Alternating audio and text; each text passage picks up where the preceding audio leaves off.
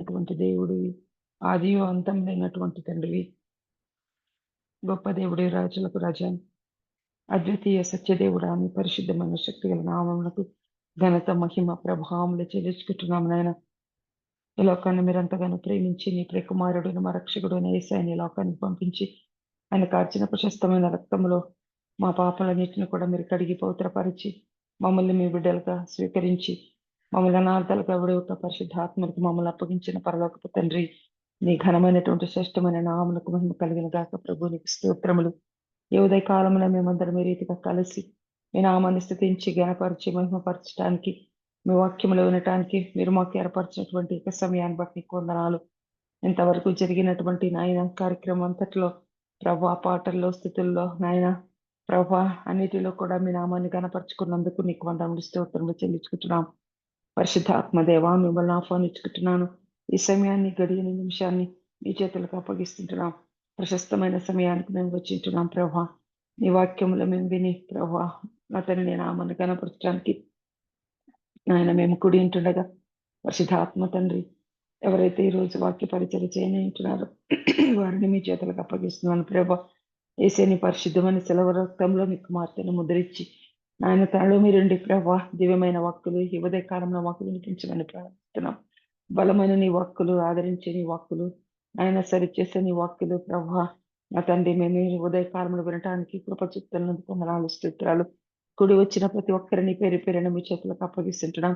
ప్రతి ఒక్కరిని మీరు ఆశీర్వదించండి, బలపరచండి. ఉదయ కాలమున పరిశుద్ధాత్మ తండ్రి నీ చిత్త ప్రకారంగా ఈ ఉదయ కాలంలో వాక్య పరిచయం జరగడానికి నాయన మీరు కృప చూపించి నా తండ్రి నాయన యేసయ్య నీ నామానికి మహిమ తెచ్చుకోవాల్సిందని యేసయ్య పరిశుద్ధమైనటువంటి శక్తుల నామములు అడిగి వేడుకని ప్రార్థిస్తున్నాం పరమ తండ్రి. ఆమేన్. ఆమేన్, ఆమేన్, ఆమేన్. ఆమేన్. హల్లెలూయా. Praise the Lord. Thank you so much అక్క. అందరికీ వందనాలండి. స్వరూపన్న ప్లీజ్. Thank you Johnson. ఇప్పుడు వచ్చిన పరిశుద్ధులందరికీ దేవుని నామంలో వందనాలండి. ఈ సమయంలో మనకు వాక్యాన్ని అందించడానికి దైవానుచిత్తంగా ఏర్పరచబడినటువంటి సహోదరి ఐరన్ రీటా సైమన్ గారు మనకు వాక్యాన్ని అందించడానికి సిద్ధంగా ఉన్నారండి. మరి అదేవిధంగా తెలుగులోకి ట్రాన్స్లేట్ చేయడానికి బ్రదర్ బాబు రత్నాకర్ అన్నయ్య గారు కూడా సిద్ధంగా ఉన్నారండి. వీరిని పరిచయం చేయడం గౌరవంగా భావిస్తా ఉన్నాను. సహోదరి ఐరన్ రీటా సైమన్ గారు వారి 50 సంవత్సరాల సేవలో అనేక రంగాల్లో సేవలు అందించిన ఒక ప్రొఫెషనల్ అండి. ప్రస్తుతం వారు యూకే ఆధారిత కంప్యూటర్ గ్రాఫిక్స్ కంపెనీలో హెచ్ఆర్ మరియు అడ్మినిస్ట్రేటివ్ పోర్ట్ఫోలియోకి నాయకత్వం వహిస్తున్నారు. ఢిల్లీలోని వైడబ్ల్యూసీఏ సభ్యురాలను సిస్టర్ ఐరన్ గారు వైస్ ప్రెసిడెంట్గానే కాకుండా అనేక ఇతర కమిటీల ద్వారా కూడా సేవలు అందించారు. మరియు వారు గత 15 సంవత్సరాల పైగా సిఎన్ఐ చర్చ్ సెక్రటరీగానే కాకుండా ఆహ్వానింపబడినప్పుడల్లా వాక్య పరిచర్య చేస్తూ వచ్చారు. మిస్టర్ ఐరన్ గారు యవనస్తుల మధ్య పరిచర్య భారము కలిగి వారి జీవన సంఘర్షణలో ఒక మార్గదర్శిగా సేవలు అందిస్తూ ఉన్నారు. అమ్మగారి కుటుంబాన్ని దేవుడు దీవించిన విధానాన్ని బట్టి దేవునికి వందనాలండి. అదేవిధంగా బాబు అన్నయ్య గారి కుటుంబాన్ని దేవుడు దీవించిన విధానాన్ని బట్టి దేవునికి వందనాలండి. Welcome to both of you అండి. ప్లీజ్ అండి. Thank you, Dr. Sohan. Praise the Lord. So, good morning, friends. And today we're going to take up the topic about the Good Shepherd. మీ అందరికీ గుడ్ మార్నింగ్ అండి. ఈరోజు మంచి కాపరి అనే అంశంపై మనం ధ్యానం చేసుకుందాం. And to better understand the Good Shepherd, we are going to take portions from the book of Psalms, Acts, and Revelation. Psalms, Acts, and Revelations. మరి కీర్తనలు, అపోస్తల కార్యములు, ప్రకటన గ్రంథం, ఈ 3 పుస్తకముల నుంచి కొన్ని వాక్య భాగాలు మనము ఈ అంశం గురించి ధ్యానం చేసుకుందాం. So before we begin, let's say a word of prayer. మరి ఇంకా ముందుకు వెళ్ళడానికి ముందుగానే మనం చిన్న ప్రార్థన చేసుకుని ముందుకు వెళ్దాం. Dear Lord and Heavenly Father, thank you for this beautiful morning, Heavenly Father. Thank you for bringing each one of us here together, Heavenly Father, and above all, Heavenly Father, thank you for being in our midst, Heavenly Father. And Heavenly Father, as The two nations have stepped into war of some sort, Heavenly Father. I pray that your blessings will be upon each one of the people, Heavenly Father, who are guarding the borders, Heavenly Father. Be with them and give them understanding, Heavenly Father, helping them to understand that war is not war is a senseless act, Heavenly Father. Help them to understand, Heavenly Father, to build, Heavenly Father, as you have sent each one of us out, Heavenly Father, to be soldiers of peace, Heavenly Father. Bless the people, Heavenly Father. Give them understanding, Heavenly Father. And above all, Heavenly Father, let them know, Heavenly Father, that it is not the work of, it is the work of the devil, Heavenly Father, and not of building, Heavenly Father. Bless them, Heavenly Father, wherever they are, but give them understanding, Heavenly Father. I keep each one of them into your mighty hands, and I pray for each one of us too, Heavenly Father, being in our midst, Heavenly Father, and above all, Heavenly Father, being in our understanding. And may the words of my mouth this morning, Heavenly Father, be a source of manna to each one of us, helping us to go forward through the course of the week, Heavenly Father. In your very precious and holy name, I ask this prayer. Amen. So, friends, this morning we are taking Psalm 23. Psalm 23 is the most beautiful song of trust. మరి స్నేహితులారా, ఈరోజు కీర్తనలు 23వ అధ్యాయము మనం ధ్యానం చేసుకుందాం. అది ఎంతో మనోహరమైన కీర్తనగా మరి చాలా సుపరిచితమైన కీర్తన కూడా. And as we've done the book of Psalms so many times, and we have studied it in detail, but now today we will take up Psalm 23, which is, I think, the first psalm that each one of us recites. మరి గడిచిన సమయంలో నేను message చెప్పినప్పుడు చాలాసార్లు కీర్తన గ్రంథము మనం ధ్యానం చేసుకున్నాము. దాని ఉపోద్ఘాతము, దాని పుస్తకం గురించిన అనేకమైన విషయాలు నేను మీతో పంచుకొని ఉన్నాను. ఈ కీర్తన 23వ కీర్తన అనేది మరి చాలా మందిలో మన జీవితంలో మొట్టమొదటిగా మనము కంటత పెట్టిన కీర్తనగా ఉంటుంది. In this Psalm 23, God's loving care for the psalmist is expressed in the figure of a shepherd. మరి ఈ కీర్తనలో దేవుని యొక్క ప్రేమ, ఆయన మనల్ని ఎంతగా పట్టించుకుంటా ఉన్నారో ఆ ప్రేమ, కరుణలు మరి ఒక ప్రేమించే ఒక కాపరిగా చిత్రీకరించబడతా ఉన్నాయి. And here he is the shepherd of the sheep, which are his people. The sheep are his people, the people like you and me. మరి ఇక్కడ కాపరిగా, ఒక గొర్రెల కాపరిగా ఈ కీర్తన 23లో మనం చూస్తా ఉన్నాం కదా. ఈ గొర్రెలు ఎవరికి సాదృశ్యం అంటే మనకి, నీవు నేను ఆయన కాపరి క్రింద ఉన్న గొర్రెలము. Now God's generosity, which we will read in Psalm 23, it flows not only in the Old Testament as we continue reading, but it's also very evident in the New Testament, especially when you read John chapter 10, verses 11 to 18, you'll really come to know about God's generosity. It's the love for his people. మరి యోహాను సువార్త 9వ అధ్యాయము 11 నుంచి 18 వచనాలు, 10వ అధ్యాయము 11 నుంచి 18 వచనాలు చూసినట్లయితే, మరి ఈ కీర్తనలో ఉన్న ఏదైతే ఈ 23వ కీర్తనలో దేవుని యొక్క దాతృత్వము ఏదైతే బాగా వర్ణించబడిందో, అది పాత నిబంధనలోనే కాకుండా క్రొత్త నిబంధనలో నిజానికి మన సమయాల్లో కూడా మరి అదెంతో ప్రవహిస్తూ ఉంది. ఆయన ప్రేమ, ముఖ్యంగా మనం 11 నుంచి 18 వచనాలు యోహాను సువార్త 10వ అధ్యాయం మనం చూసినట్లయితే ఆయన దాతృత్వము, ఆయన ప్రేమ ఎంతో ఒక ప్రవాహంలాగా మన జీవితాల్లోనికి ప్రవహిస్తూ ఉంది. And God's generosity is in the first verse, I shall not want. దేవుని యొక్క దాతృత్వము ఈ కీర్తన 23లో మనకి 1వ వచనంలో కనిపిస్తుంటుంది. నాకు లేమి కలుగదు అన్న మాటలో మనం చూడగలం. Now, in the third verse, we are talking about, He leadeth me in the paths of righteousness. 3వ వచనంలో తన నామమును బట్టి నీతి మార్గములలో నన్ను నడిపించుచున్నాడు. He is not only leading us, but He is guiding us into that path. మరి ఆయన కేవలము నడిపించుచు ఉన్న దేవుడు మాత్రమే కాదు, ఆయన నీతి మార్గములలో మనల్ని అనునిత్యము మరి మనకి కావలసిన సహాయము అనుగ్రహిస్తూ ఏ మార్గంలో నడవాలో చూపిస్తూ నడిపిస్తా ఉన్నాడు. And in verse 4, even though I walk through the valley. Now, when He's walking through the valley, each one of us, when we are alone, friends, and we are walking through unknown territory that each one of us walks through, we are afraid, there is no doubt. But He says, even in the presence of your enemies, I am there, you walk. మరి స్నేహితులారా, మరి గాఢాంధకార లోయ అన్న మాట మనము 4వ వచనంలో చూస్తాం. మరి ఒక్కొక్కసారి మనం ఒంటరిగా ఉన్నప్పుడు మనలో ప్రతి ఒక్కరికి ఈ అనుభవం ఉంటుంది.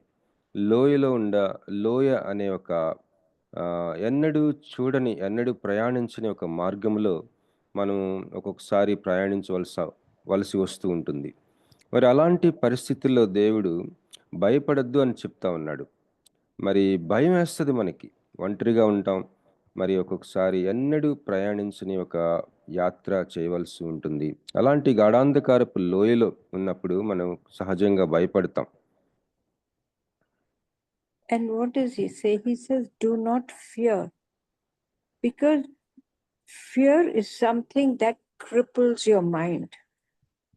And when it cripples your mind, you cannot think. So He says, do not be fearful, do not be anxious, because I am there with you at all times. ఇలాంటి లోయ మార్గంలో నుంచి వెళ్తా ఉన్నప్పుడు, గాఢాంధకారపు లోయలో వెళ్తా ఉన్నప్పుడు సహజంగా మనం భయపడతాం కదా. అయితే దేవుడు ఏం చెప్తా ఉన్నాడంటే భయపడద్దు అని చెప్తున్నాడు. ఎప్పుడైతే మనం భయపడతామో మన మనస్సు, మన మైండ్ అది సరిగ్గా పనిచేయలేదు. ఒక రకంగా అంగవైకల్యం కలిగిన వాళ్ళు ఏ విధంగా సరిగ్గా నడవలేరో అలాగే మన మనస్సుల్లో భయము మనల్ని ఆ విధంగా చేస్తుంది. సరిగ్గా ఆలోచించలేము. కనుక భయపడద్దు అంటున్నాడు దేవుడు. And especially verse 5, thou preparest a table before me. Now God is saying, even at the time of war, even when you are at war, He says, I have prepared a table. Means everything is furnished for you. There is nothing you will lack, because even food grain, everything in the presence of your enemies. Means this is the time we are going to see now. God forbid, but there are already rumors of war, okay? And this is the time, the Psalm 23, it's a beautiful psalm. I have no idea why it is today that this psalm has come about. మరి ప్రియులారా, మరి ఈ యొక్క కీర్తన నేను ఎందుకు ధ్యానం చేయాలని నాకు ప్రేరేపణ వచ్చిందో నాకైతే తెలియలేదు. కానీ 5వ వచనంలో చూసినట్లయితే నా శత్రువుల ఎదుట నీవు నాకు భోజనము సిద్ధపరచుదువు అన్నమాట. మరి మనం ఒక్కొక్కసారి యుద్ధ భూమి లాంటి వాతావరణంలో ఉండినప్పటికీ కూడా శత్రువు ఎదుట మనకి కావలసిన అన్నీ కూడా భోజన పదార్థాలు సమస్తము ఆయన సమకూరుస్తూ ఉన్నాడు. ఇప్పుడు మన దేశ పరిస్థితిని ఒకసారి చూసినట్లయితే మనం యుద్ధ వాతావరణంలోనే ఉన్నాం. అయినప్పటికీ దేవుడు మనకు అన్ని సమకూరుస్తూ ఉన్నాడు, అన్ని అనుగ్రహిస్తూ ఉన్నాడు. And at a time, it is so appropriate, this hymn song of today, that it couldn't have been at any other given time. He is saying, not only have I prepared a table for you, I have even anointed your head with oil, means to give you calm, to bring peace in you. And my cup runneth over. There is nothing that is again lacking, whether it is to eat or whether it is to drink. Their cup is constantly overflowing. And this assurance, friends, in any given situation is not easy. మరి ఈ యొక్క 5వ వచనములో నూనెతో నా తల అంటి ఉన్నావు అన్న మాట చూస్తున్నాం. నా గిన్నె నిండి పొర్లుచున్నది అన్న మాట. నూనెతో నా తల అంటి ఉన్నావు అన్న మాటకి అర్థం ఏంటంటే, మన మనసులకి శాంతి సమాధానాలు ఎంతో మరి అంతరంగంలో మనం ఎంతో హాయిగా ఉండటం, పరిస్థితి ఏదైనా సరే. అలాగే మరి నా గిన్నె నిండి పొర్లుచున్నది అన్న మాట, ఆయన దాతృత్వం ఎంతవరకు విస్తరిస్తూ ప్రవహిస్తూ ఉందంటే, ఏ పరిస్థితి అయినా సరే, ఎలాంటి పరిస్థితి అయినా సరే, మరి తినటానికి కానీ త్రాగటానికి కానీ మనకి లోటు లేకుండా దేవుడు మరి చేయగలిగిన దేవుడు. మరి ఒక భోజనపు బల్ల నీ శత్రువుల ఎదుట సిద్ధపరుస్తానన్న మాట. మరి ఎలాంటి పరిస్థితి అయినా ఈ విధమైన మరి దాతృత్వం ఆమెను చూపిస్తా ఉండే ఒక కాపరి. And what I need to let all of us know is, surely goodness and mercy shall follow me. Yes, goodness and mercy. It is to follow us, because what is happening in today's time?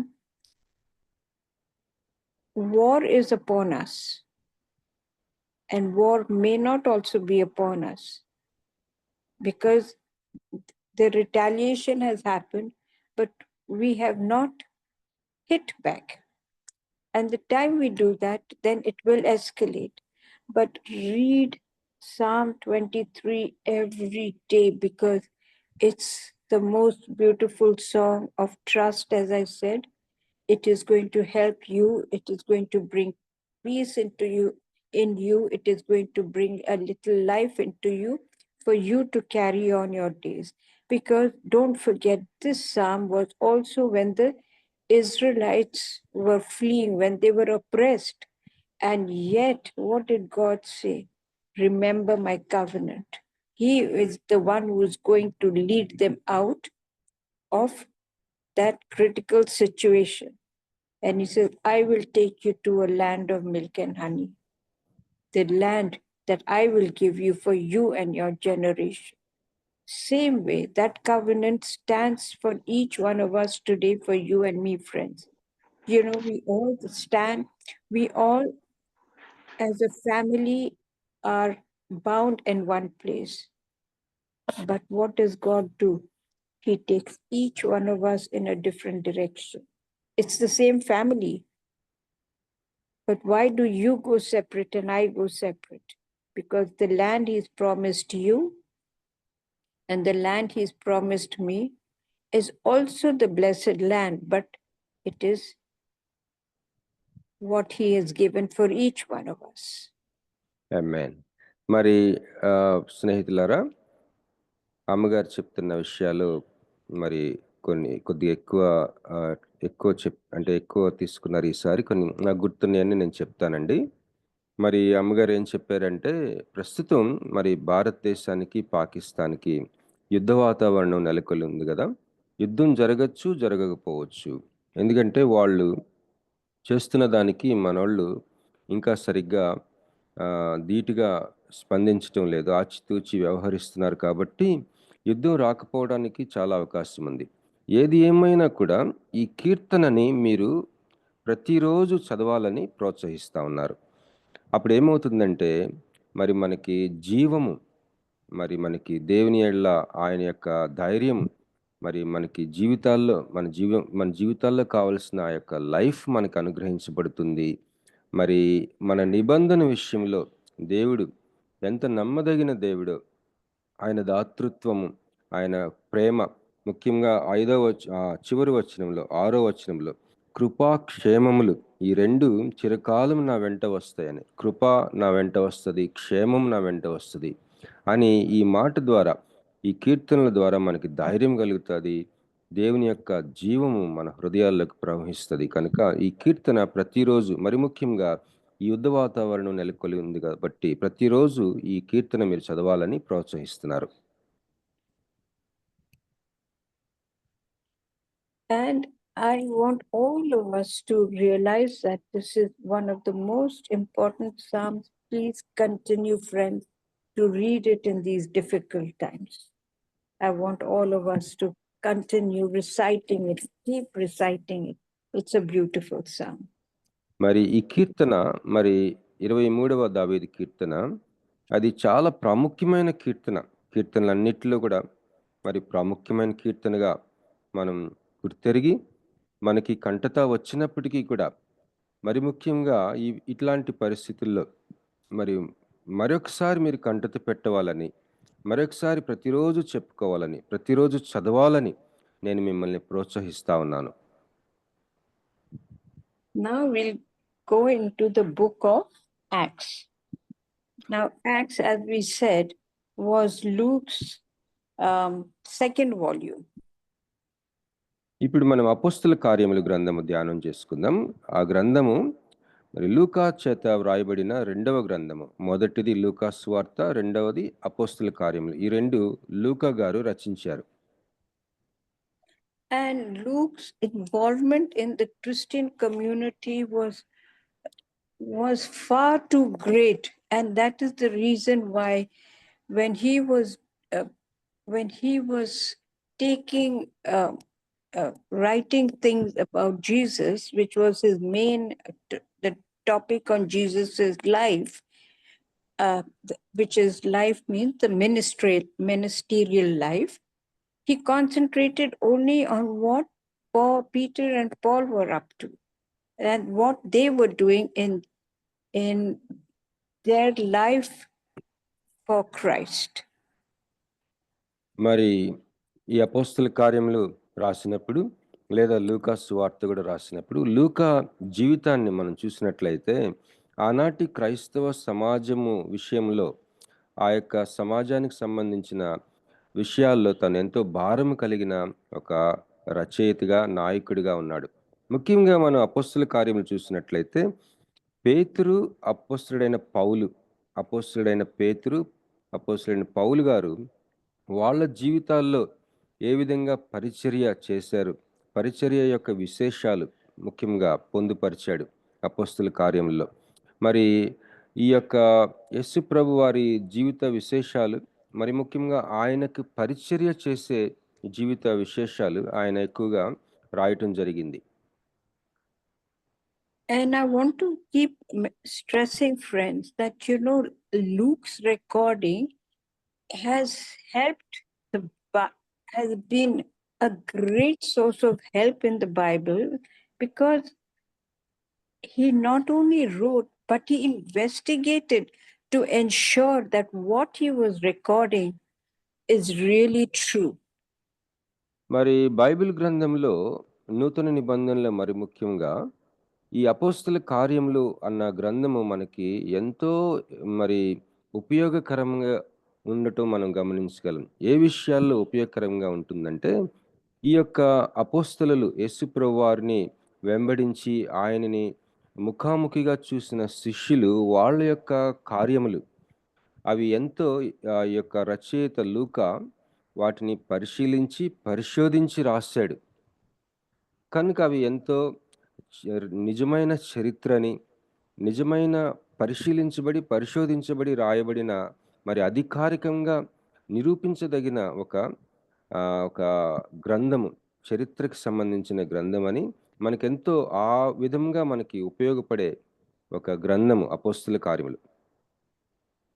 Yeah, because the Old Testament is all about Jesus, his youth, his growing up, how he came into what his father's business was. But what happened after his resurrection is what Luke has really recorded, because it is all about his father's business. మరి సువార్తలు మనం గమనించినట్లయితే యేసు ప్రభువారి పునరుద్ధానం వరకు అసలేం జరిగింది అని ఆ యొక్క విశేషాలు రాయబడినవి. కానీ ఆ తర్వాత ఏం జరిగింది ఆ యొక్క క్రైస్తవ సమాజంలో ప్రభువారు పునరుద్ధానం అయిన తర్వాత అసలేం జరిగింది అన్న విషయాలు లూకా పరిశోధించి మరి అధికారికంగా మనకి క్రైస్తవ సమాజానికి నేటి వరకు కూడా మనకందరికి ఉపయోగపడే రీతిలో రాశాడు ఈ అపోస్తల కార్యములు. And even in the New Testament, in his ministry, when Jesus started his ministry, he still spoke in parables. He still gave so many examples and similarities for people to understand, because in those days, people were really simple-minded. మరి యేసు ప్రభువారు మనం సువార్తలు గమనించినట్లయితే ఆ యొక్క ప్రజలకి బోధించటానికి ఎక్కువగా చిన్ని కథలు, చిన్ని ఉదాహరణలు, ఉపమానములు వాడి వాళ్ళకి వివరించేవారు. ఎందుకంటే ఆ రోజుల్లో ప్రజలు ఎక్కువ భాగం చాలా సామాన్యమైన ప్రజలుగా ఉండేవారు. And that, my friends, is the life of a shepherd, the ways of a shepherd. Because what is he doing? He is guiding you. He's guiding you in the way that you can understand, not what he thinks he can do for you, but in the way that you can understand the difference in your life. మరి ఇది ఇలాగా ప్రజలకి, ముఖ్యంగా సామాన్యమైన ప్రజలకి మరి ఎక్కువగా మరి మైండ్ పెట్టి పెద్ద విషయాల్ని వెంటనే గ్రహించుకోలేని సామాన్యమైన ప్రజలకి చక్కగా వివరించేటట్లుగా యేసుప్రభువు వారు చిన్ని కథలు, ఉపమానాలు వాడి వాళ్ళకి వివరించారు. పెద్ద సత్యాల్ని మరి చిన్న కథలుగా, అంటే ఉపమానాలుగా వివరించారు. ఇది కాపరి యొక్క లక్షణం అండి. కాపరి తనేం చేస్తాడంటే, తను ఎవరినైతే మరి నడిపిస్తా ఉన్నాడో, తన కాపరిగా ఎవరికైతే కాపరిగా ఉన్నారో ఆ ప్రజలకి ఆ యొక్క ఉన్నతమైన సత్యాల్ని, గంభీరమైన విషయాల్ని చాలా మంచి ఉదాహరణలతోటి వాళ్ళకి అర్థమయ్యే రీతిలో చెప్పటం అనేది కాపరి లక్షణం. మరి తను ఏమి చేయాలనుకుంటున్నాడో ఆ యొక్క ప్రజలకి తన మనసులో అది ఆ తాత్పర్యం ఉంచుకుంటూ వారికి తెలియచేసే విషయంలో చాలా చక్కగా వారికి అర్థమయ్యే రీతిలో తెలియచేయటం, అది కాపరి లక్షణం. Now, I want to just retrack and tell you a little about Peter, one of the 12 disciples. It was Peter who was also a miracle worker like Jesus. మరి పేతురుని మనం ఒకసారి జ్ఞాపకం చేసుకుందాం. పేతురు గురించి అపోస్తల కార్యములలో ప్రస్తావించబడింది మొదటి అధ్యాయాల్లో. మరి పేతురు కూడా యేసు ప్రభు వలె అనేకమైన సూచక క్రియలు, అద్భుతాలు చేసిన ఒక అపోస్తలుడు. And Peter was not only a spokesperson for the Christian community, but he was also responsible for its growth. పేతురు ఆనాటి క్రైస్తవ సమాజాన్ని పక్షాన మరి మాట్లాడిన ఒక ప్రతినిధిగా ఉండటమే కాకుండా ఆ యొక్క సమాజము, క్రైస్తవ సమాజము, క్రొత్తగా ఏర్పడిన సంఘము, దాని అభివృద్ధి ఎదుగుదలకి పాటుపడిన ఒక నాయకుడు. And when Peter went about preaching, or he was also doing miracles, he always did it in the name of the Lord. He gave God the glory in everything that he did. పేతురు గారు తాను ఏమి చేసినా, అద్భుతం చేసినా, ఒక సూచక క్రియ చేసినా, ఒక స్వస్థత చేసినా, ఘనమైన కార్యం ఏమి చేసినా కూడా యేసుక్రీస్తు నామంలో చేశాడు. యేసుక్రీస్తు ప్రభువుకి సమస్త ఘనత, సమస్త మహిమ, సమస్త పేరు ఆయనకి చెందేటట్లుగా ఆయన చాలా జాగ్రత్త పడ్డాడు. And when Peter's ministerial work was being done, it was really at the time when there was peace, and when he was preaching in Lydda and Joppa. మరి లుద్ద, యొప్ప అన్న ఆ యొక్క ప్రదేశాలలో తను పరిచర్య చేస్తా ఉన్నప్పుడు నిజానికి ఆ పరిస్థితులంతా తీవ్రకరంగా మరి వ్యతిరేకత ఎక్కువగా లేని ప్రాంతాల్లో పరిచర్య అక్కడ జరగటం మనం గమనిస్తాం.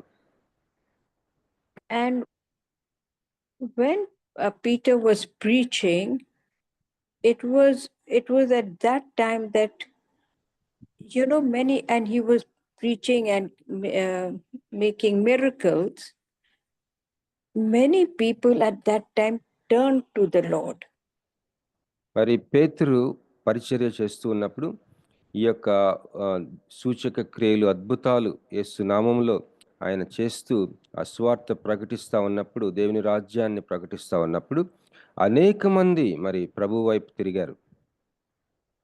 And when I say they turned to the Lord, it was with faith. You know, when you are seeing a miracle, or even in today's time, when you see things, immediately you just say something about the situation, but you never come into faith. But when it was Peter who was sermonizing, giving the sermons, and when he was creating miracles, that was the time that the people actually believed Jesus and they came to him.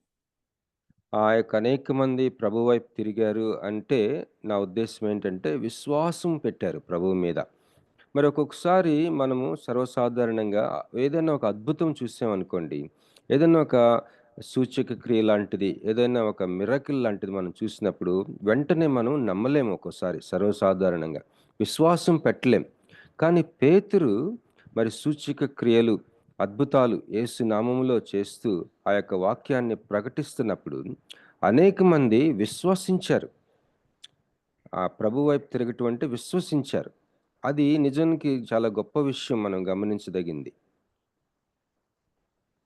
Now, when after Peter, especially in the portion that we are going to be reading now, Peter, after creating this miracle, when performing this miracle, what did he do? He went and stayed with Simon, who was in the tannery business, means the leather business. And in those days, people who dealt with leather or anything to do with leather, they were supposed to be unclean. మరి ఈ యొక్క మనం ఇప్పుడు చదవబోయే భాగము మనం చదవడానికి ముందు నేను ఒక మాట చెప్పాలనుకుంటున్నాను. ఏంటంటే పేతురు ఈ అద్భుతం ఏదైతే చేశాడో ఆ అద్భుతాన్ని చేసే సమయంలో ఆయన ఎక్కడున్నాడంటే సీమోను అనే ఒక వ్యక్తి దగ్గర ఉన్నాడు. ఆ సీమోను మరి చర్మకారుడు, చర్మానికి సంబంధించిన వృత్తి తనది. ఆ రోజుల్లో చర్మానికి సంబంధించిన ఏ యొక్క పనైనా సరే, లేకపోతే ఆ చర్మానికి సంబంధించిన విషయాల్ని ఆ ప్రజలు అక్కడ వాళ్ళు అపవిత్రమైనదిగా ఎంచుకునే ఒక పరిస్థితి ఉంది అక్కడ. ఈ అద్భుతం చేసినప్పుడు పేతురు తను నివసించింది ఎక్కడంటే ఈ సీమోను అనే చర్మకారుని దగ్గర నివసించాడు. And Peter did not differentiate between people, you know, between professions. He just was as humble as Jesus was. యేసు ప్రభు ఏ విధంగా అయితే వివక్ష చూపించకుండా అందరినీ సమానంగా ఎంచుకున్నారో, పేతురు కూడా ఆ విధంగానే ప్రజల్లో ఈ వృత్తి, ఆ వృత్తి, ఈ యొక్క బ్యాక్గ్రౌండ్, ఆ యొక్క బ్యాక్గ్రౌండ్, లేకపోతే ఈ కులము, ఆ కులము అని అట్లాంటి పరిస్థితి మన పరిస్థితుల ప్రకారం మాట్లాడుకోవాలంటే అలాంటి పరిస్థితి కాకుండా ప్రతి ఒక్కరిని కూడా సమానంగా చూశాడు. వివక్ష చూపించకుండా పేతురు తన పరిచర్య చేశాడు. Yeah. Now, can someone read chapter 9, verses 32 to the end, to 43? Chapter 9, beginning at 32 till 43. అపొస్తలుల కార్యములు 9:32 నుంచి చివరి వరకు దయచేసి ఎవరైనా చదివి సహాయం చేస్తారండి. అపొస్తలుల కార్యములు 9:32 నుంచి లాస్ట్ వరకు. ఆ తరువాత పేతురు సకల ప్రదేశములలో సంచారం చేయుచు లుద్దలో కాపురమున్న పరిశుద్ధుల యొద్దకు వచ్చెను. అక్కడ పక్షవాయువు కలిగి 8 ఏండ్ల నుండి మంచం పట్టి ఉండిన అయినయ అను ఒక మనిషిని చూచి, పేతురు, అయినయ, యేసుక్రీస్తు నిన్ను స్వస్థపరచుచున్నాడు, నీవు లేచి నీ పరుపు నీవే పరుచుకొనుమని అతనితో చెప్పగా, వెంటనే అతడు లేచెను. లుద్దలోను షారోనులోను కాపురమున్న వారందరూ అతని చూచి ప్రభువు తట్టు తిరిగిరి. అతడు యొప్పేలో తబిత అను ఒక శిష్యురాలు ఉండెను. ఆమెకు భాషాంతరమున దొర్క అని పేరు. ఆమె సత్క్రియలను ధర్మకార్యములను బహుగా చేసి ఉండెను. ఆ దినముల యందు ఆమె కాయిలాపడి చనిపోగా, వారు శవమును కడిగి మేడగదిలో పరుండబెట్టిరి. లుద్ద యొప్పేకు దగ్గరగా ఉండుట చేత పేతురు అక్కడ ఉన్నాడని శిష్యులు విని, అతడు తడువు చేయక తమ యొద్దకు రావాలనని వేడుకొనుటకు 2 మనుష్యులను అతని యొద్దకు పంపిరి. పేతురు లేచి వారితో కూడా వెళ్ళి అక్కడ చేరినప్పుడు వారు మేడగదిలోనికి అతనిని తీసుకొని వచ్చిరి. విధవరాండ్రందరూ వచ్చి ఏడ్చుచు దొర్క తమతో కూడా ఉన్నప్పుడు కుట్టిన అంగీలును వస్త్రములను చూపుచు అతని ఎదుట నిలిచిరి. పేతురు అందరినీ వెలుపలికి పంపి మోకాళ్ళుని ప్రార్థన చేసి శవము వైపు తిరిగి, తబిత, లెమ్మనగా ఆమె కన్నులు తెరచి పేతురును చూచి లేచి కూర్చుండెను. అతడు ఆమెకి చేయి ఇచ్చి లేవనెత్తి పరిశుద్ధులను విధవరాండ్రను పిలిచి ఆమెను సజీవురాలనుగా వారికి అప్పగించెను. ఇది యొప్పే అంతటా తెలిసినప్పుడు అనేకులు ప్రభువునందు విశ్వాసముంచిరి. పేతురు యొప్పేలో సీమోనను ఒక చర్మకారుని యొద్ద బహుదినములు నివసించెను. ఆమేన్. Praise the Lord. Now, I want you to read this particular verse in which she says that Peter says, in the name of the Lord, in everything that he did, as I said, he gave glory to God, because he said, without God, nothing would have been possible for him. He also performed. You just read the 2 miracles that he performed. One, the lady who had died, she was a seamstress. It's from the way it is described. And then he said, even when she died, the people called for him. Just like people called for Lazarus, same way. మరి ఇక్కడ మనం చదవబడిన భాగంలో 2 వ్యక్తుల్ని స్వస్థతపరచటం మనం 2 అద్భుతాలు మనం చూసాం. పేతురు చేసిన అద్భుతాలు. ఈ రెండిట్లో కూడా యేసుక్రీస్తు నామమును ఆయన వాడాడు. యేసుక్రీస్తు నామంలో ఆ యొక్క స్వస్థతలు అద్భుతాలు చేశాడు. ముఖ్యంగా మనం చూసినట్లయితే 34వ వచనం, అయినయ పేతురు ఏమంటున్నాడంటే, అయినయ అనే ఆ వ్యక్తి పేరు పిలిచి, యేసుక్రీస్తు నిన్ను స్వస్థపరచుచున్నాడు, నీవు లేచి నీ పరుపు నీవే పరుచుకొనుమని చెప్పాడు. ఇలాగా ఈ 2 అద్భుతాల్లో యేసుక్రీస్తు నామంలో ఆయన చేయటం జరిగింది. మరి లాజరు చనిపోయినప్పుడు ఏ విధంగా చనిపోయినప్పటికీ కూడా యేసుక్రీస్తుకి కబురు పెడతారో, అదేవిధంగా ఈ తబిత అనే వ్యక్తి చనిపోయినప్పటికీ కూడా యేసుక్రీస్తుని పిలవటానికి కబురు పెట్టారు. పేతురుని పిలవటానికి కబురు పెట్టారు. Yes, read verse 34. And Peter said unto him, Aeneas, Jesus Christ maketh thee whole. It's not that I am making. He said, no, Jesus Christ has made you whole. మరి 34వ వచనం మనం ఇప్పుడు చదువుకున్న వచనమే. ఆ వచనంలో మనం గమనించవలసిన విషయం ఏంటంటే, యేసుక్రీస్తు నిన్ను స్వస్థపరచుచున్నాడు ఆయనయా, నేను కాదు అని చెప్తున్నాడు పేతురు. నేను కాదు, యేసుక్రీస్తు నిన్ను స్వస్థపరచుచున్నాడు ఆయనయా, నీవు లేచి నీ పరుపు నీవే పరుచుకోమని చెప్పాడు. It was Peter's humbleness. మరి పేతురు యొక్క తగ్గింపు స్వభావము, దీన మనసు మనం చూడగలం ఈ పరిచర్యలో.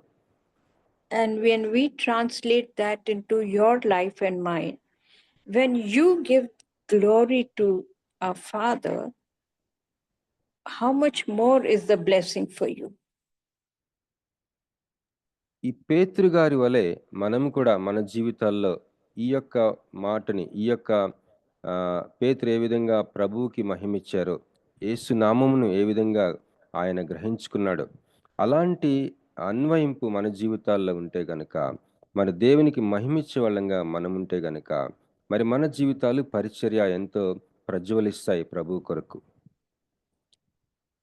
And all our talents, every talent each one of us has, every talent, it is God's glory. We are only the tools. He's using us to express His talent in each one of us.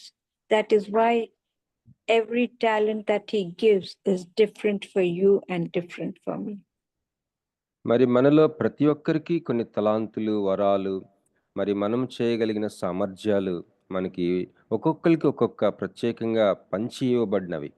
అవి కేవలము దేవుని యొక్క స్వభావం, దేవుని యొక్క ఒక అవతారాలుగా, ఆయన యొక్క ముక్కలుగా మనకి ఇవ్వబడినాయి. మనం కేవలము ఒక పరికరాలం, ఒక సాధనాలు మాత్రమే. మరి వాటిని మన ద్వారా, మనలో ఉంచి మన ద్వారా మరి దేవుడు మహిమ పొందటానికి, దేవుని యొక్క రాజ్యం కట్టబడటానికి కేవలం ఒక సాధనాలుగా మనల్ని వాడుకుంటా ఉన్నాడు. ఆ యొక్క తలాంతుల్ని, సామర్థ్యాల్ని, వరాల్ని మనలో పెట్టి వాటిని అవి ముఖ్యంగా అవి ఆయనకి సంబంధించినవి, ఆయన సొత్తు అని మనం గ్రహించుకోవాలి. మనం కేవలం ఆయనకి పరికరాలుగా, ఒక సాధనాలుగా మాత్రమే మనల్ని మనం గ్రహించుకోవాలి.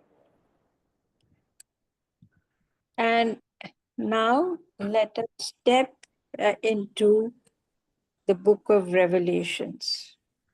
ఇప్పుడు ప్రకటన గ్రంథం చూద్దామండి. ప్రకటన గ్రంథంలోకి మనం వెళ్దాం. And whenever I read the book of Revelations, I always think it is the most frightening book in the Bible.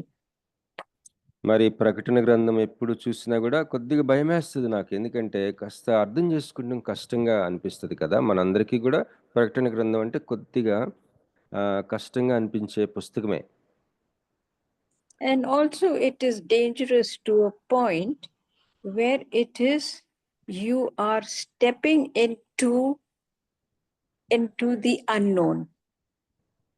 మరి మనకి తెలియని ఒక తీరాల్ని, ఒకలాగా మనకి అపాయకరంగా కనిపించే, ప్రమాదకరంగా కనిపించే తీరాల్ని మనం చూసేటట్లుగా చేస్తుంది. ఆ తీరాల్లో మనం ఎక్కడి నుంచి ఉన్నాము, మనం ఏ సమయాల్లో ఉన్నాము అర్థం చేసుకోవడం విషయంలో కొద్దిగా భయకంపితులుగా చేస్తూ ఉంటుంది సర్వసాధారణంగా ఈ పుస్తకం చదువుతా ఉన్నప్పుడు, ప్రకటన గ్రంథం. And yet when I say we are stepping into the unknown, we still know what it is going to be. మరి నేను ఈ విధంగా చెప్తున్నప్పటికీ కూడా మరి ఎన్నడూ ప్రయాణించని, మనకి తెలియని తీరాల్ని మనకి చూపిస్తూ ఉంటుంది అన్న మాట చెప్తా ఉన్నప్పటికీ కూడా, నిజానికి ఆ పుస్తకము ఏమి చేయబోతుందో ఆ పుస్తకానికి తెలుసు. దేవుడు ఏమి చేయబోతా ఉన్నాడు ఈ చరిత్ర ముగింపులో, మానవ చరిత్ర ముగింపులో. మనకి మన సమయాలకి, ప్రకటన గ్రంథంలో ఉన్న సమయాలకి మరి మనకైతే కొన్ని అర్థం కాని రీతిలో ఆ తీరాలు మనకి మన కళ్ళ ముందు కనిపిస్తూ ఉన్నప్పటికీ కూడా, నిజానికి దేవుడు ఒక మంచి చేయబోతా ఉన్నాడు మన జీవితాల పట్ల. మనకి ఏమి జరగబోతుందో ఒక చక్కని కాపురి వలె, గొర్రెల్ని నడిపించే కాపురి వలె చాలా మరి అర్థమయ్యే రీతిలో చక్కనిగా మనల్ని నడిపించే దేవుడై ఉన్నాడు.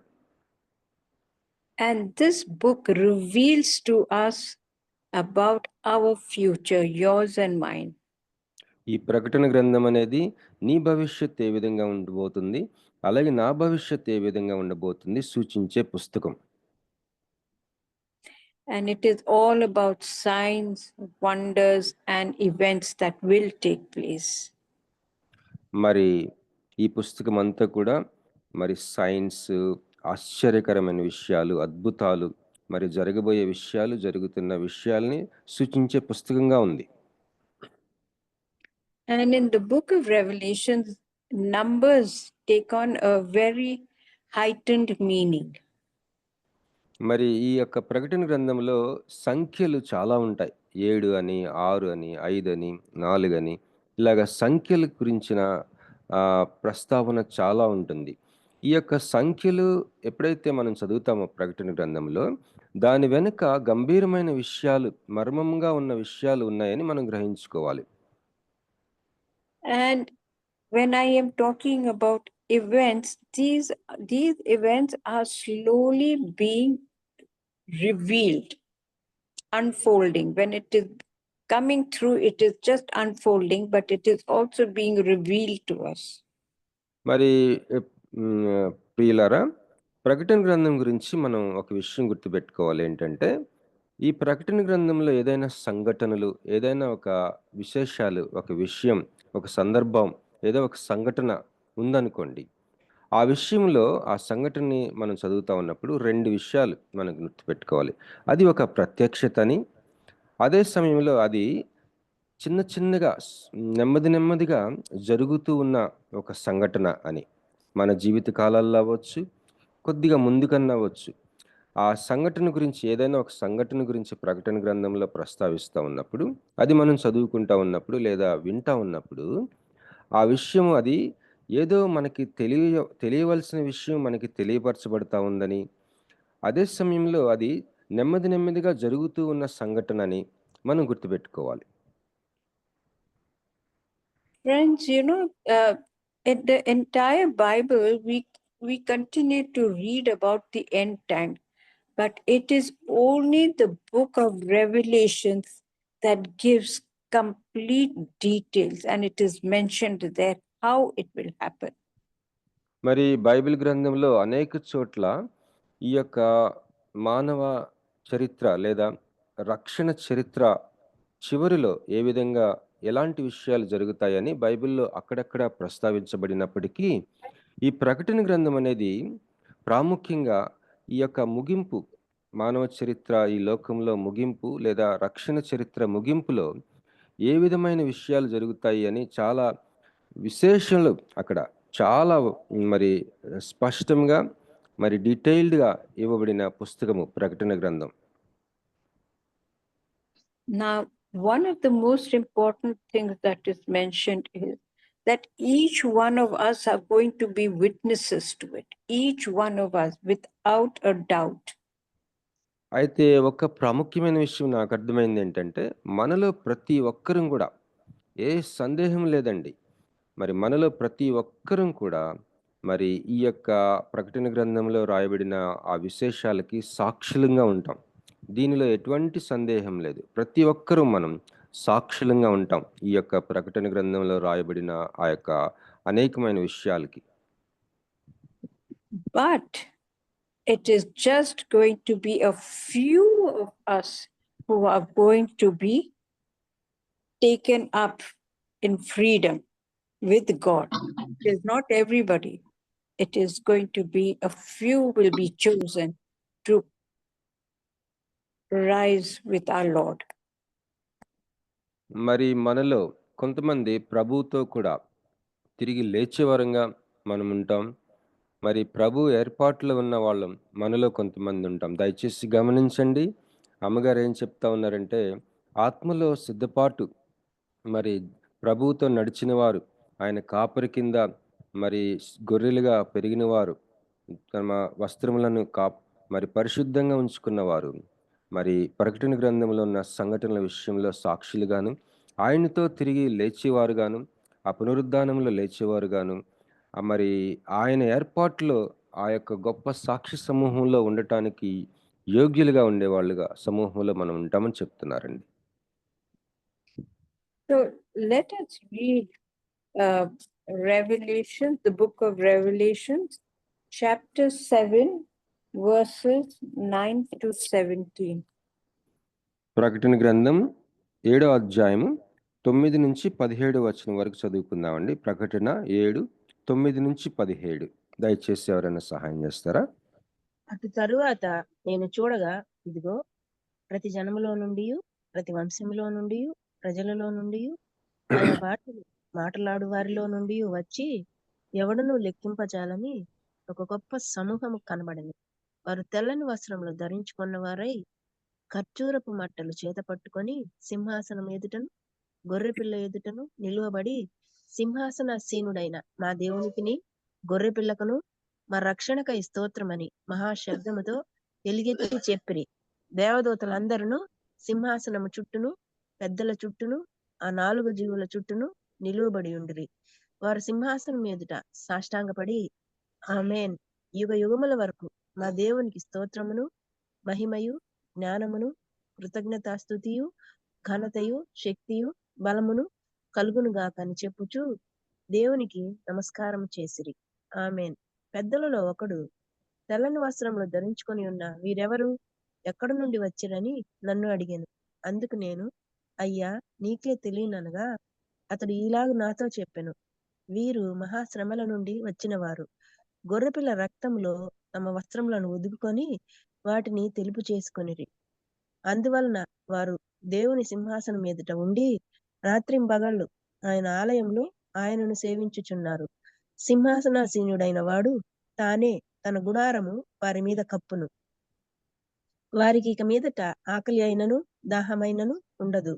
సూర్యుని ఎండ అయినను ఏ వడగాలి అయినను వారికి తగులదు. ఏలయనగా సింహాసన మధ్యమందుండు గొర్రెపిల్ల వారికి కాపరి అయి జీవజలముల బుగ్గల యొద్దకు వారిని నడిపించును. దేవుడే వారి కన్నుల నుండి ప్రతి బాష్ప బిందువును తుడిచివేయును. ఆమె. Praise the Praise the Lord. Thank you, Prasida. Now, see, if we read verse 15 onwards, how clearly it gives you who are the people that are going to be with Christ at the end. People who have been saved, who have been washed in his blood, because that is what everyone keeps on telling each other. Forgive, forget, follow his footsteps. Do not get astray from what are his teachings. And once that is done, friends, you and I will definitely see heaven. We are all going to, our end times are definitely assured. But who are the people who are going to rise and sit with him at the throne? Only a few, not everybody. So important. For everything, we need to correct ourselves. We need to ask for forgiveness. But if we ask for forgiveness and start it all over again a few days later, it's not going to help anybody. We have to either ask for forgiveness, but it has to be complete. మరి దయచేసి గమనించండి, ఇప్పుడు చదవబడిన భాగంలో 15వ వచనం నుంచి మరి ముఖ్యంగా మనం చూసినట్లయితే ఎలాంటి విశ్వాసుల్ని మనం చూస్తా ఉన్నాం అక్కడ. వాళ్ళు వారి యొక్క వస్త్రములను యేసుక్రీస్తు రక్తంలో కడుక్కున్నవారని. మరి మనము ప్రభు యొక్క సన్నిధిలో మరి తిరిగి ఆయన పునరుద్ధానంలో మనము లేవవలసిన లేకపోతే పునరుద్ధానము అయ్యే గుంపులో, ఆయన సన్నిధికి పరలోకానికి వెళ్ళే గుంపులో మనం ఉండాలంటే మరి అందరూ ఆటోమేటిక్గా వెళ్ళరండి. మన విశ్వాసులమే, కానీ మన విశ్వాసులమైనంత మాత్రాన మన జీవితాలు సరిగ్గా యేసు రక్తంలో కడుక్కోకపోతే, మనం పశ్చాత్తాపడకపోతే మనం పరలోకానికి వెళ్ళం. అందరూ వెళ్ళరండి, అందరు విశ్వాసులు వెళ్ళరని అమ్మగారు చెప్తా ఉన్నారు. మరి హెచ్చరించబడదాం. మరి ఏం చేయాలని చెప్తున్నారంటే, మనము క్షమాపణ కోరుకోవాలి ప్రభువు దగ్గర. మన జీవితాల విషయంలో మనం ఎక్కడ ఏ విషయమైనా పశ్చాత్తాపడవలసిన విషయం ఏమైనా ఉంటే అది సంపూర్ణంగా పశ్చాత్తాపడాలి. ఈరోజు కాస్త పశ్చాత్తాపడి మళ్ళీ వచ్చే వారానికి కూడా పశ్చాత్తాపడవలసిన విషయం ఇంకా మిగిలి ఉండటం ఇలాంటి ప్రయాణం కాదు. మనం పశ్చాత్తాపడితే దానిని ముగించుకునేంత వరకు అది సంపూర్ణంగా అనే విషయం, ఏ విషయంలో పశ్చాత్తాపడాలో ఆ విషయంలో ఆ పశ్చాత్తాపడే ఆ యొక్క దేవుని కార్యం మన జీవితాల్లో ముగిసేంత వరకు మనం ప్రయాసపడాలి. మరి మన వస్త్రాలు అంటే మన అంతరంగము యేసుక్రీస్తు రక్తంతో కడగబడాలి. మనం క్షమించాలి, మరి క్షమించిన విషయాలు మర్చిపోవాలి. ఆ విధంగా మరి సిద్ధపాటు అనేది కలిగి ఉంటేనే కానీ పరలోకానికి వెళ్ళం మనం. మనలో అందరూ పరలోకానికి వెళ్తారన్న గ్యారెంటీ ఏం లేదు. ఎవరైతే నిజంగా ఈ యొక్క వచనాల్లో ముఖ్యంగా మరొకసారి మనం సమయం ఉన్నప్పుడు చదువుకుందాం. ప్రకటన 7వ అధ్యాయంలో ఇప్పుడు చదవబడిన వచనాల్లో ముఖ్యంగా 15 నుంచి చివరి వరకు ఎలాంటి వారు దేవుని సన్నిధికి వెళ్తారు, ఎలాంటి వారు ఆయనతో తిరిగి పునరుద్ధానం అవుతారు. మరి ఈ విషయాలు చాలా స్పష్టంగా ఉన్నాయి. అలాంటి గుంపులో మనం ఉండటానికి, అలాంటి పశ్చాత్తాపం మనం కలిగి ఉండటానికి, అలాంటి యేసుక్రీస్తు రక్తంలో మనల్ని మనం కడుక్కొని సిద్ధపాటుగా ఉండటానికి మనం ప్రయాసపడదాం. I want all of us, friends, to continue reading Psalm 23. And even if you have forgotten it, brush it up, but learn it by heart. And also, teach the little children, because it is the most beautiful psalm of trust. And it's promised, whatever is written, it is the promise that he's going to give us. Our tables are going to be filled. What does man need? He just needs water and food to survive, right? He's promised us that. He's even anointing our heads to bring us that calmness, that coolness, to keep us constantly well watered. When I say well watered, it means he's giving us his life. మరి స్నేహితులారా, ఈ కీర్తన 23 మనము ధ్యానం చేసుకున్నాం కదా ఈరోజు. నేను ఈరోజు మిమ్మల్ని ప్రోత్సహిస్తా ఉన్నాను ఏంటంటే, కీర్తన 23 మనం కంటత పెడదాం. ఒకవేళ కంటత వచ్చినప్పటికీ కూడా మళ్ళీ మళ్ళీ వల్లించుకుంటూ ఉందాం. ముఖ్యంగా ఇట్లాంటి రోజుల్లో, ఇలాంటి పరిస్థితుల్లో కీర్తన 23ని మనం ఎక్కువగా మనం ధ్యానం చేసుకుందాం.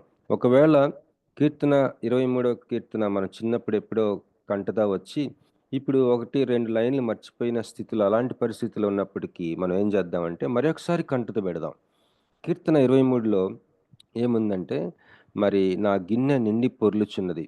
నిజానికి మనిషికి ఏం కావాలండి? తినటానికి ఆహారము, తాగటానికి పానీయము, ఉండటానికి ఒక నివాసము, వేసుకోవడానికి బట్టలు. ఇవన్నీ కూడా వాగ్దానం చేయబడతా ఉన్నాయి దేవుని వల్ల.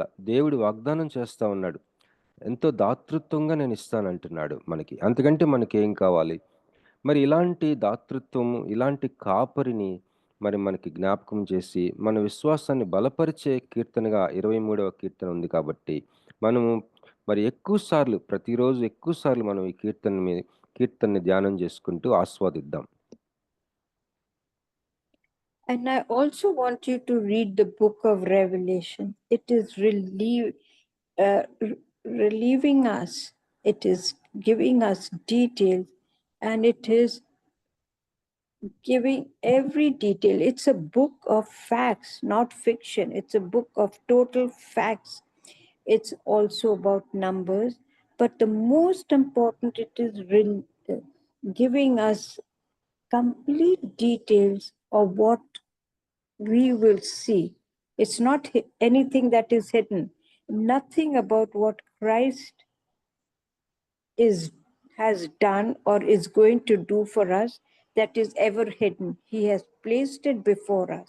It is for you and me to accept it as truth, because he has given it to us, which means that every word, every bit of information is factual. So I want us to read this last book in the Bible to know what it reveals, what is going to and it's going to help us only to understand what will happen to you and me. Nothing is a mystery, it is given there. అదే విధంగా ప్రకటన గ్రంథం కూడా మీరు చదవాలని నేను ప్రోత్సహిస్తా ఉన్నాను.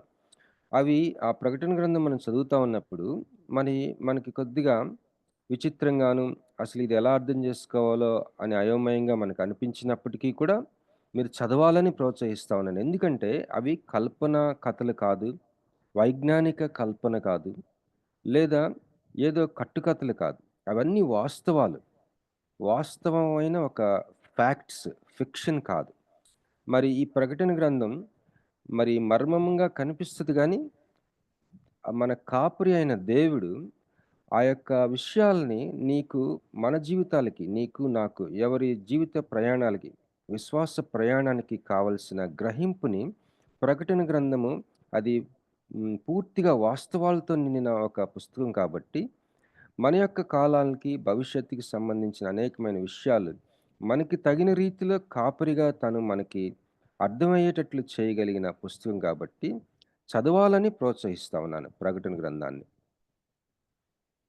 And I also want you, when you're reading this book of Revelations, I want you also to concentrate on all the numbers, because unlike an orchestra, where everyone is there to bring in that harmony and to this and to bring in different elements of music, the book of Revelation, every person who is there in number has got a separate purpose, and each purpose is for a different purpose. It's for a different person. It's not that it is grouped as a cluster. No, it is everyone has a purpose in that number. ఈ ప్రకటన గ్రంథంలో మనం numbers చూస్తాం కదా, సంఖ్యలు. అవి చూసినప్పుడు మనము అర్థం చేసుకోవాలి ఏంటంటే, ఉదాహరణకి ఒక సంగీత ప్రోగ్రాం ఏదైనా జరుగుతూ ఉంటే అనేకమైన వాయిద్యాలు వాయించే వాళ్ళు ఉంటారు. ఒక్కొక్క వాయిద్యము ఒక్కొక్క ప్రత్యేకత, ఒక్కొక్క మొత్తం పాట అంతటికి మరి ఏ వాయిద్యము దానికి తగిన ఆ యొక్క మాధుర్యాన్ని సమకూరుస్తూ ఉంటుంది, ఒక అర్థాన్ని ఇస్తూ ఉంటుంది. అదేవిధంగా ప్రకటన గ్రంథంలో ఉన్న అనేకమైన విషయాలు, మరి ముఖ్యంగా సంఖ్యలు, దాని వెనుకున్న తాత్పర్యాన్ని మరి ఆ పూర్తి చిత్రానికి, భవిష్యత్తులో జరగబోయే విషయాలకి సాదృశ్యంగా మరి ఆ సంఖ్యల వెనుకున్న తాత్పర్యము ఆ పూర్తి గ్రహింపునకు మనకి సహాయం చేస్తూ ఉంటాయి. And read it with a new vision. Do not read it with what people have been telling you. Read it with your understanding, with your views, because each one of us reads the same passage with a different viewpoint. ప్రకటన గ్రంథం చదివినప్పుడు మరి ఇప్పటి వరకు మనకున్న గ్రహింపులు అని కాకుండా క్రొత్త మనసుతో చదువుదాం, క్రొత్త దర్శనం గ్రహించుకోవడానికి చదువుదాం. మరి ఇప్పటి వరకు ఎక్కడైనా మీరు వినుంటారు, వాళ్ళు ఇలా అన్నారు, ఈ దేవుని సేవకుడు ఇలా చెప్పాడు, ఈ పుస్తకములు అలా ఉంది ప్రకటన గ్రంథం గురించి. అట్లాంటివి మనం ప్రక్కన పెట్టి క్రొత్త దృక్పథంతో, క్రొత్త మనసుతో మనం చదువుదాం. అప్పుడు దాంట్లో ఉన్న విషయాలు మరి నీకు మాత్రమే అర్థమయ్యేటట్లుగా దేవుడు మనకు చేయగలిగిన దేవుడై ఉన్నాడు. And that, my friends, is the beauty of the Bible.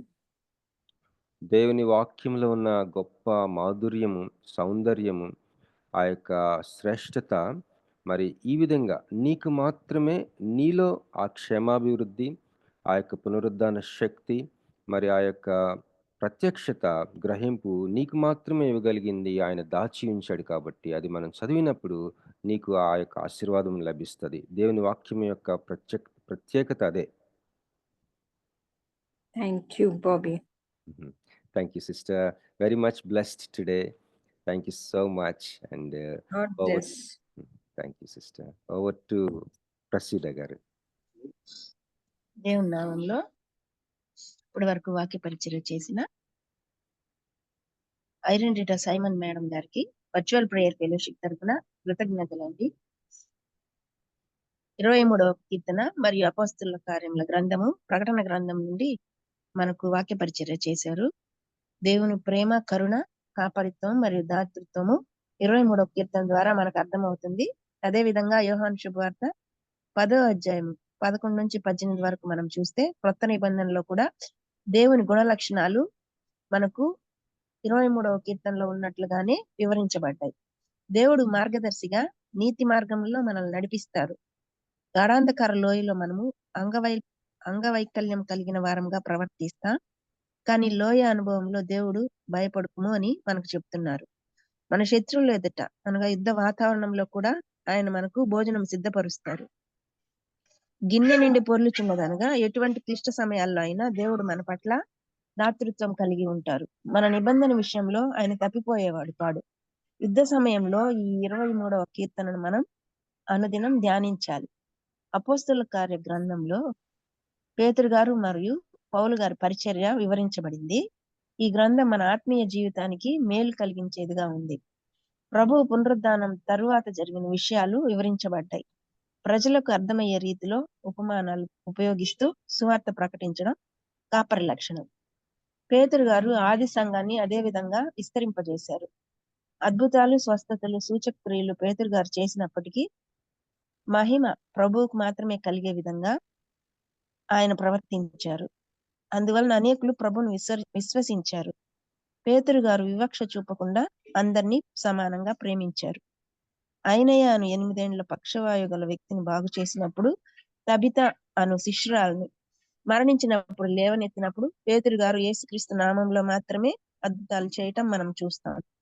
దేవుడు మనకిచ్చిన తలాంతులను దేవుని మహిమార్థం మనం ఉపయోగించాలి.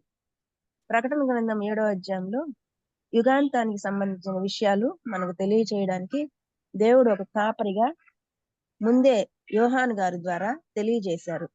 ఈ గ్రంథంలోని విషయాలు ఒక ప్రత్యక్షత మరియు క్రమక్రమంగా జరుగుతున్న సంఘటనలు. మనలో ప్రతి ఒక్కరము ఈ సంఘటనలకు సాక్ష్యంగా ఉంటాం. ఆయన కాపరిత్వంలో ఉన్నవారు సాక్షి సమూహంలో చేరేందుకు అర్హులు.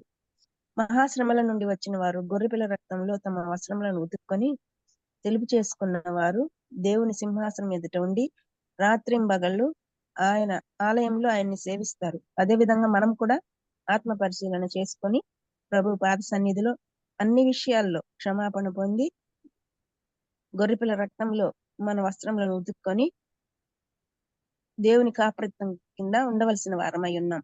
ప్రకటన గ్రంథంలో సంఖ్యలు, సంగీత వాయిద్యాలు వివిధ నాదాలు ఏ విధంగా ఇస్తాయో అదే విధంగా ఒక్కొక్కరికి ఒక్కొక్క దర్శనాన్ని అనుగ్రహించే విధంగా ఉంటాయి. మన కాపరి మనకు ఆ ప్రత్యక్షత అనుగ్రహిస్తారు. 23వ కీర్తనలో కాపరి ఏ విధంగా ఉన్నారో అదే విధంగా పేతురు గారు ఆది సంఘానికి కాపరిగా ఉన్నారు. ప్రకటన గ్రంథం మనకు వివరించేదానికి దేవుడే మనకు కాపరిగా ఉన్నారు. అద్భుతమైన వాక్య పరిచర్య చేసిన ఐరన్ రీటా మేడం గారికి మరియు అనువదించిన బాబీ గారికి వర్చువల్ ప్రేయర్ ఫెలోషిప్ తరపున కృతజ్ఞతలండి. ముగింపు ప్రార్థన మరియు ఆశీర్వాదం ఇవ్వవలసిందిగా పాస్టర్ మురళీ బాబాయ్ గారిని మనవి చేస్తున్నాను. ప్రార్థన చేసుకుందామండి. తిరిగెరిగిన తండ్రి, ప్రభుగలని రక్షగా మీ బంగారు పాదాలు స్తోత్రాలు చెల్లిస్తున్నాం. ఉదయకాల వేళల్లో మీ పాదాలు చెంతగా రావడానికి, శ్రేష్టమైన మీ మాటలు వినటానికి మీరు మాకు ఇచ్చినటువంటి శ్రేష్టమైన సమయాన్ని బట్టి మీకే వందనాలు, స్తోత్రాలు చెల్లిస్తున్నాం. ఇంత పర్యంతం మీ పక్షాన్ని నిలువబడి దైవవర్తమానం ఇచ్చినటువంటి ఐరన్ రీటామ్మ గారు దీవించండి, ఆశీర్వదించండి. ఆమె చేస్తున్నటువంటి పరిచర్య అంతట్లో మీరు తోడుగా ఉండండి. ఆమె చెప్తున్న వాక్యం ద్వారా అనేక మంది ఆత్మీయంగా బలపడటానికి, మేలు పొందుకోవటానికి సహాయాన్ని మీరు దాయిచ్చామని ప్రార్థిస్తున్నాం తండ్రి. ఈ జూమ్ కూడికను ఏర్పాటు చేసి మమ్మల్ని అందరినీ కూడా ఉదయకాల వేళల్లో ఈ ప్లాట్ఫామ్ మీదకి చేర్చినటువంటి ప్రీతముడు బాబీని బట్టి కూడా మీ పాస్ సన్నిధికి వస్తున్నాను. వారిని, వారి కుటుంబాన్ని మీరు దీవించండి, ఆశీర్వదించండి. వారికి ఇచ్చినటువంటి ఆత్మను మమ్మల్ని దీవించండి. అనేక మంది బిడ్డలు అక్కడ ఆత్మీయంగా బలపడటానికి సహాయం చేయమని ప్రార్థిస్తున్నాం. అలాగనే బాబీకి సహకరిస్తున్నటువంటి తమ్ముడు స్వరూపును బట్టి, జాన్సన్ బట్టి, అలాగనే ప్రసిద్ధమ్మను బట్టి, జాన్సమ్మను బట్టి, తేజాను బట్టి, అలాగే నైనా కోరి కమిటీ సభ్యులందరిని బట్టి కూడా మీ పాస్ సన్నిధికి వస్తున్నాం.